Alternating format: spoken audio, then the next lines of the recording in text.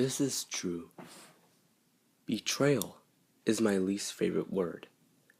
I first learned this at my old home. When I was about 5, my dad decided to plant a grape tree in our backyard.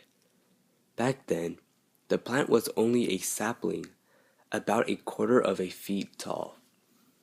That day, when I scanned across the yard, I saw the oak tree that towered above the fence and reached into the neighbor's premises.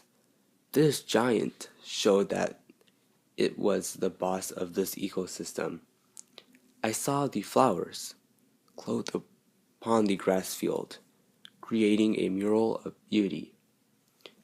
I saw weeds sticking out of the cavities between the stone steps and the grass.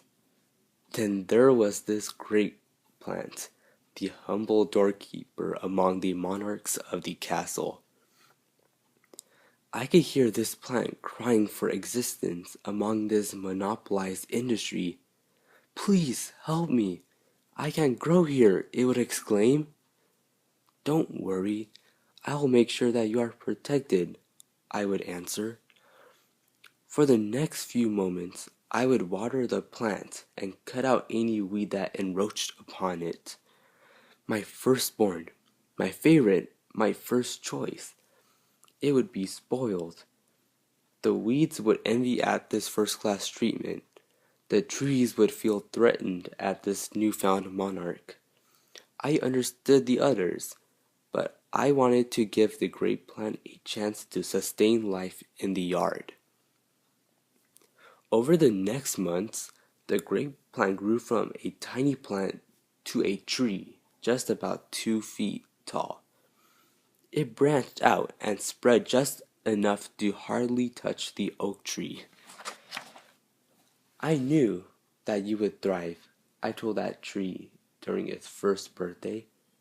By this time, I removed the training wheels and just observed it each day.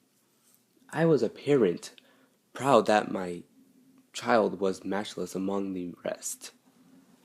After 6th grade, I moved to a boarding school. I would have to part with the tree. The grape tree was about 7 years old, now as tall as the oak tree, but as slender as a stick. I would say my farewells to it. As I left the driveway, I saw the tree looking back, waving at me with its branches.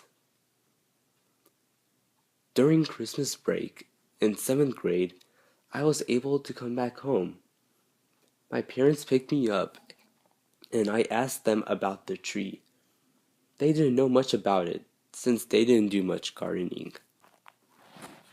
When I reached home, I ran to the backyard to check up on the tree. I wasn't prepared for what I was about to see.